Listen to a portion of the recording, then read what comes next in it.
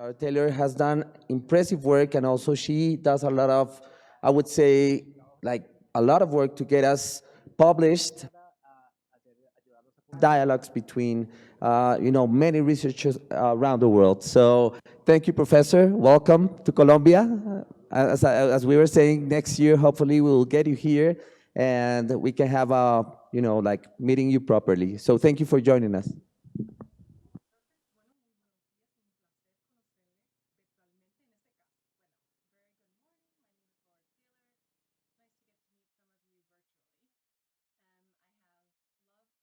And the times that I've been to Colombia, so most recently in 2019 for a psychology and peace psychology conference.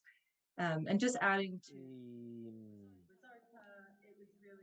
Bueno, ha sido en verdad un placer recibir esta invitación. Ah, perdón.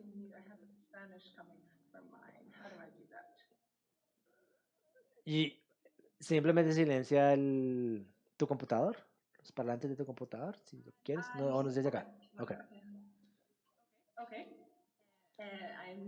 Bueno, listo, ya silencia el computador. Si me necesitan, me hacen señas. Ok. Entonces, simplemente para decirle a Andrés y a todos los coordinadores, pues, para hacer la presentación, muchas gracias por organizar el evento. Y bueno, es algo como una donde Andrés y Goas tienen aquí un artículo de su trabajo en Colombia. Entonces ha sido un tiempo muy interesante acá, un simposio. Entonces con esto voy a avanzar y empezar mi breve presentación.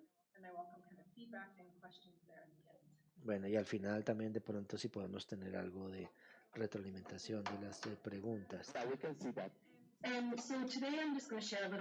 Entonces, hoy voy a hablar un poquito sobre el modelo de construcción de paz de desarrollo como parte de la investigación que hemos estado haciendo en las últimas décadas y cómo tiene alguna resonancia con las cosas que ya han sido discutidas, así como con lo que Rushata y los demás han discutido en sus charlas. Bueno, soy afortunado y de hecho vengo de un sitio de ciencia de la paz. Muchos de ustedes acá son neurociencia, psicología y razonando el conflicto, pero parte de mi formación viene del otro lado. Estudios de ciencia y paz y política de paz y cómo aplicar esto a individuos y grupos. Aquí en verdad pensamos bastante sobre la necesidad de probar y desarrollar teoría en el campo. Entonces la investigación funciona como algo maravilloso, cómo funciona el mundo real. Y también sabemos que el 60% de los conflictos armados reocurren. Entonces tenemos que pensar no solamente en manejar con los conflictos existentes, sino también en prevenir la reocurrencia. Creo que Colombia es un muy buen caso de cómo se llevó a un acuerdo de paz, pero muchas tensiones para cómo evitar que vuelvan a recurrir en el futuro, ¿no? Entonces tenemos esa consideración de largo plazo. Entonces, en nuestro estudio, lo que pasa antes de que alguien llegue a 18 años, qué pasa antes de que la persona tenga 18 años, particularmente la niñez, la adolescencia y la adultez joven. Y luego también trabajo intercultural para tratar de entender cuáles son los temas universitarios que puedan ser más comunes o no, que puede que sea único o específico al contexto. Y quizá en diferentes grupos o como Agustín estaba mencionando, en verdad relacionado más a diferencias individuales. Entonces vengo a esto de esta área de ciencia política o juventud y sabemos, y violencia política, y sabemos especialmente en el postacuerdo que ha habido muchas amenazas, altos niveles de violencia, de pronto han bajado, pero aún ocurren, sabemos que ha habido cambios en lo que nosotros pensamos como en el contexto en general del acuerdo de paz que da una nueva base o cimiento para esos macrosistemas o interacciones a nivel gubernamental, pero ciertamente hay otras cosas en juego. Y eso incluye experiencias de nivel individual con violencia política y para jóvenes eso puede tener implicaciones, como se mencionó en los últimos 2 días, en términos de internalizar ciertos temas de opresión, externalizando comportamientos, ya sea que la juventud en sí esté participando en estos ciclos de violencia, así como actitudes intergrupales que ya se mencionaron también. Pero como muchos dicen aquí, estoy menos interesada en esos factores que perpetúan el conflicto y más en cómo utilizamos la construcción de paz entre estos periodos de relativa paz, pero también esta tendencia y esta transición que puede llevar a cambios en la situación. Entonces, allí es más o menos donde el trabajo interdisciplinario como con Emil y con Barry puede también ayudar a mi contribución. Entonces, de nuevo, en el panel A, ustedes han hablado sobre el tema de desarrollo humano. Entonces, para los psicólogos, esto es como algo muy interesante en la manera en que, como pensamos en el individuo, en mi caso, un niño o una persona joven, y en su familia, su comunidad o su gobierno. Este es el sistema más amplio que puede que estén menos familiares para los psicólogos, pero quizá para los científicos de paz, como se llamó el paradigma de la transformación social. Aquí este trabajo que se ha hecho en Colombia, Jean-Paul Lara, que en verdad argumentaba y resaltando cómo los cambios personales pueden influenciar los cambios relacionales y esos cambios pueden tener implicaciones para cambio estructural de los sistemas legales también. Entonces, quizá el acuerdo de paz formal, pero también el nivel cultural para cambiar de cierta manera las normas sociales, más de lo que está en un papel. Entonces, al combinar estos dos y mi propia investigación, también revisamos la parte psicológica y cómo estos diferentes factores del desarrollo individual y cómo decirles a estos individuos cómo hacer cambios en los otros niveles del aspecto social para tratar de entender la manera integral en que los jóvenes pueden ayudar a construir paz y de hecho cómo pueden generar cambios en la sociedad.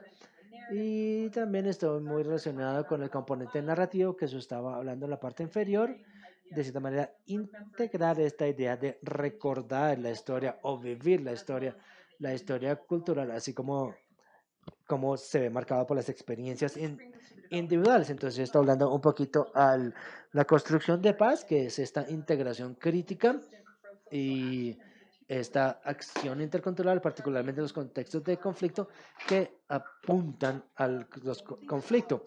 Cuando pensamos en la construcción de paz en los niños y adolescentes, nosotros argumentamos que estos comportamientos, particularmente en el tema de conflicto, actuando de manera social para ayudar a compartir o a cuidar un miembro como estos comportamientos pueden tener implicaciones de largo plazo para la sociedad, así como para el niño.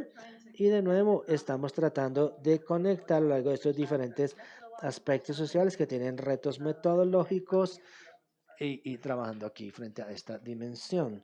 Entonces, algunas de los antecedentes de construcción de paz son los comportamientos prosociales y para a los que estudian ciencias de paz, esto es un buen trabajo. Entonces, no es simplemente porque los hagan o los obliguen a ser voluntarios, sino ustedes lo están haciendo por su propia cuenta. Y este tipo de investigación es realmente nuevo. Entonces, algunos se encuentran que están expuestos a más violencia política, tienen más comportamiento prosocial, una asociación negativa, y otro grupo de estudios se encuentra lo opuesto. Entonces, entre más violencia política que la gente esté expuesta, van a ser menos prosociales, entonces una conexión negativa. Y en estas teorías y en estos artículos, docenas de colaboración en este punto, tratamos de averiguar por qué encontramos estos diferentes patrones y hoy me voy a enfocar en dos de esas dimensiones para apuntar quiénes están reaccionando de manera positiva, cuál es el beneficio que estamos tratando de traer y es como el proceso, como las acciones colectivas donde podemos tener diferentes como estudios que se hablan como lo que denominamos como cuidado cariñoso. Aquí vamos a mirar y mostrar brevemente dónde estamos en la ecología social y me pueden contactar un poquito más adelante. Entonces pensemos mucho sobre la selección de casos que lo llamo laboratorio de niños y luego con mucho gusto me conecto con otros para trabajar en esos aspectos a nivel cross-cultural, pero este caso o la selección de casos nos ayuda a pensar sobre la vialidad de este sistema que podemos pensar o hallar, tratar de hallar dentro de un solo contexto.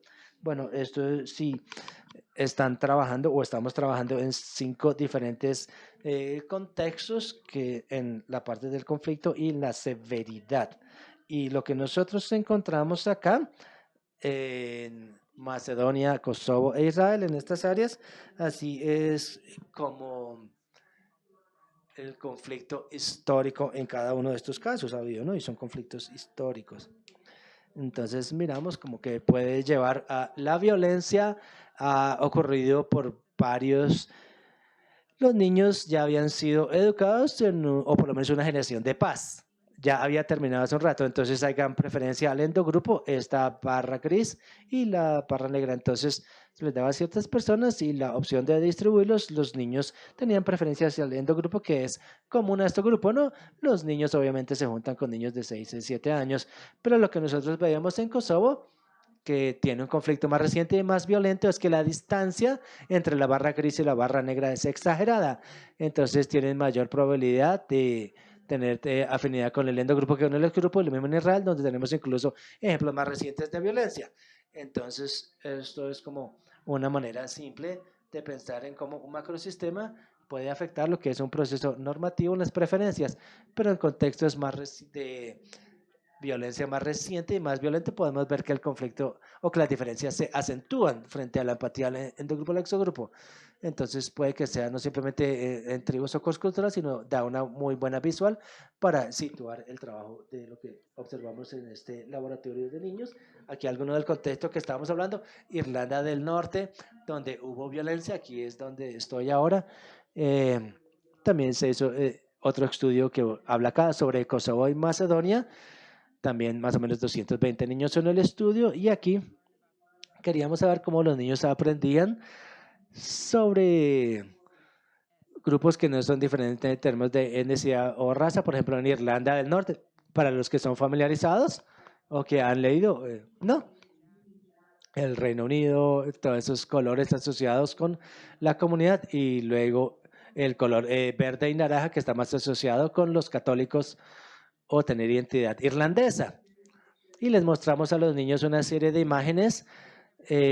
Aquí la mayoría de todos los adultos saben y conocen exactamente lo que es y lo que significa, y queríamos saber a qué edad los niños, por ejemplo, empiezan a identificar o a conocer a qué equipo de fútbol van a apoyar, si es Irlanda o Irlanda del Norte, y esto puede revelar algo probablemente sobre el contexto de la historia. También estos diferentes contextos de naturaleza, diferentes señales, símbolos de diferentes comunidades, por ejemplo, la bandera o la flor, ¿no? El lirio, que estaba allí en algunos de estos también. Y aquí lo que vemos es que de esta de más o menos hasta 11, los niños ya más o menos pueden identificar esto con la edad. Entonces, a medida que van ganando, que van creciendo, van a identificar esto más fácil, y también prefieren las imágenes del endogrupo durante ese mismo periodo. Entonces podemos ver que a 10, 11 años, aquí para Irlanda del Norte, Macedonia, cómo visualizan estos diferentes. Y así es la manera como que empiezan a abordar estos temas de identidad social. Entonces sabemos este periodo de la niñez, los niños saben quién son, saben quiénes son los otros, y luego también empiezan a saber con cuáles están más asociados dentro de sus propios grupos y prefieren a su propio grupo, endogrupo. Y como yo dije, tenemos esta manera también para repartir stickers. Bueno, aquí tenemos a Ida en verde, un nombre tradicional muy irlandés, y a la izquierda tenemos a Elizabeth, un nombre muy inglés también, los grupos de conflicto, y naranja sería el color asociado con Irlanda del Norte, catolicismo, y bueno, y tenían que repartir los stickers a estas dos niñas. Y lo que encontramos es que con la medida que los niños van creciendo de 5 a 11 años, tienen mayor preferencia para su endogrupo en todos los contextos. Irlanda, grupo, Kosovo y Macedonia, Irlanda, Kosovo y Macedonia, y tienen mayor preferencia para sus símbolos de endogrupo, y tienen menor probabilidad de compartir los stickers con el miembro del exogrupo. Y cuando pensamos en esto, bueno, es una tarea relativamente simple. Con niños jóvenes, relativamente jóvenes, habría maneras de conectar estos comportamientos sociales a lo largo de diferentes niveles de la ecología social. Entonces, de nuevo, bueno, esto juega de manera diferente en la adolescencia, o cómo la gente ve diferentes roles.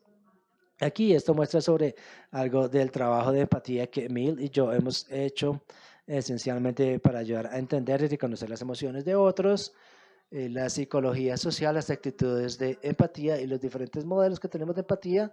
Tenemos actitudes más positivas hacia el exogrupo y para tener acción más prosocial, la mayor empatía, ¿no? Y lo miramos así como muchos otros lo han hecho, pero particularmente nos enfocamos en los niños, donde inducimos empatía o cierto nivel de disposición, así como para que en general hacia el exogrupo en estos contextos intergrupales, y también variamos el objetivo. Entonces, hacia quién actuaría uno más de manera prosocial, hacia un refugiado o también el tipo de comportamiento que tenemos acá o al rival del conflicto. Entonces, en este estudio en particular teníamos 400 adolescentes entre 14 y 17. Entonces teníamos empatía disposicional en tiempo 1, su actitud hacia las minorías en el momento 2 y luego sobre diferentes tipos de comportamiento prosocial. Aquí, bueno, esto fue adaptado por algunos colegas que sí ayudaría, por ejemplo, compartiendo un libro, un lápiz, etcétera, con esta persona o no. Aquí algo también como una causa social que pueden, por ejemplo, mostrar para diferentes sesiones con un miembro del exogrupo. También preguntamos sobre intenciones de acción colectiva. Esto estaba pasando en la semana de, bueno, en el 2015, una de las maneras de que hubo una crisis de refugiados, entonces había de cierta manera más conocimiento sobre los refugiados en Europa y el gobierno de Irlanda del Norte como parte del el Reino Unido aceptó integrar como a 2.000 familias si estarían dispuestos a tomar parte en un ambiente pro refugiado en ese contexto. Y también tenía también una petición de las Naciones Unidas para recibir refugiados y de si los niños o adolescentes en este caso iban a firmar esa petición. Encontramos en general que esta acción o esta empatía o esta acción estaba más dispuestos a ayudar al individuo a nivel de microsistema, más dispuestos a tomar acción colectiva, algunos de manera más estructural, y a nivel más macro leve también dispuestos a firmar la actitud, la petición, perdón, para la acción de las Naciones Unidas. Y luego, como mencioné, también el estudio lleva al otro lado de la moneda, entonces todas estas acciones importan. Bueno, no importan si los niños son más prosociales o no, esta es implicación de estos tipos de acciones. Y aquí es donde quería poner alguno de mi trabajo más reciente en Colombia con Claudia Marín, que una estudiante de posgrado de la Javeriana y otra universidad en Bogotá, y también trabajando con el Centro de Historia y así también como tuvimos una con Carnes, también un trabajo en Ciudad Bolívar, entonces todo esto fue trabajo combinado. Y hicimos un taller utilizando espejos, un taller de fotografía también, murales y algunas de las narrativas de las que estábamos hablando. Y la idea aquí es darle voz a los jóvenes, que se llamaba Amplificando la voz, las voces de los jóvenes. Era importante para nosotros para cambiar algunas de las narrativas alrededor del tema de la agencia. Y como yo mencioné, utilizamos Photo Voice. Es una técnica donde los jóvenes podían tomar fotos y esas fotos representaban su mundo social y también agregaron unos comentarios de otros. Entonces, una muy buena manera de generar lazos. Y algunas veces, bueno, las fotos son chéveres, pero otros querían hacer, bueno, a pesar de que a veces con el proyecto original decidimos también hacer un trabajo de murales, un mural de 2 cuadras y media que se generó. eh, entonces, la idea aquí es bastante enfocada que se hizo en 2019. Algunos de los participantes dijeron que sus fotos luego se volvieron las imágenes del mural y esto es importante, muestran el agenciamiento de los jóvenes y la receptividad hacia frentes ideas, pero creemos que es bastante interesante sobre este proyecto que no solamente ayuda y apoya el cambio en una comunidad, sino también de cierta manera se marca dentro de una teoría del cambio. ¿Qué pasa? Que va a ser más efectivo que simplemente una intervención, ¿no? Como esta historia de contar bueno, algunas de las cosas que ya se mencionaron anteriormente. Entonces nosotros llevamos o presentamos esa exhibición de que llamamos las voces, amplificando las voces, y eso mostró que tenía un impacto positivo sobre el beneficiario indirecto. Es gente que no tenía nada que ver con el proyecto, venían simplemente a la exposición y les hacíamos algunas preguntas abiertas sobre sí o no. Y aquí es simplemente en un resumen rápido. Esto es como la prueba previa en azul, después en naranja, hay diferentes dimensiones sobre las que preguntamos. Puede tener algún impacto sobre el paz de acuerdo. El AR es esencial para la construcción de paz. eh, y vemos aquí las preguntas antes y después de ver la exposición. En general, para la audiencia en general, les decía si les apoyo, si podían, si creían que los jóvenes tenían tener impacto en la construcción de paz a nivel local o incluso a nivel nacional. ¿Ok? Para los que están familiarizados con este show de televisión de Estados Unidos, pero también es un meme que aparecen en Twitter, entonces por eso quise mostrarlo. Cuando empezamos a hacer estos estudios en largo múltiples capas, a veces podía parecer un poco desorganizado, entonces para ordenar un poquito de una manera más simple y un modelo más fácil de digerir sobre los diferentes efectos de la psicología, cómo los jóvenes pueden ayudar a tener una diferencia sobre las personas alrededor de ellos, estos cambios relacionales, este producto de diferentes niveles culturales. Entonces, no cualquier estudio puede, obviamente, estudiar todos los diferentes estudios en todas las áreas, pero espero que mi trabajo, que creo que sea relevante para esta conferencia, es tratar de resumir algunas de las diferentes partes que pueden contribuir a afectar. Entonces, ¿qué sigue? ¿No? Vamos a estar trabajando en un nuevo proyecto, de hecho, en Colombia, así como con algunos de los casos. Entonces, con mucho gusto también, con gusto compartimos, y en verdad me gusta enfocarme en el tema de la juventud. Y para enfocarnos también en el año 2000 y estudio de género también, creo que toda la infraestructura de paz ha cambiado, creo que las Naciones Unidas ahora tienen también unas nuevas resoluciones sobre juventud, paz, entonces hay este reconocimiento de que los jóvenes están cambiando el mundo de maneras constructivas, y creo que nosotros como investigadores debemos tratar de complementar e informar esto. Entonces, muchas gracias. Como yo dije, ya hay dos colaboradores primeros, que, bueno, han sido muchos, que en verdad, Charlie y Justin acá, y muchos diferentes financiadores para hacer que esto ocurra. Muchas gracias y espero pues también con ansias el resto de la conferencia. Muchas gracias, profesora Taylor.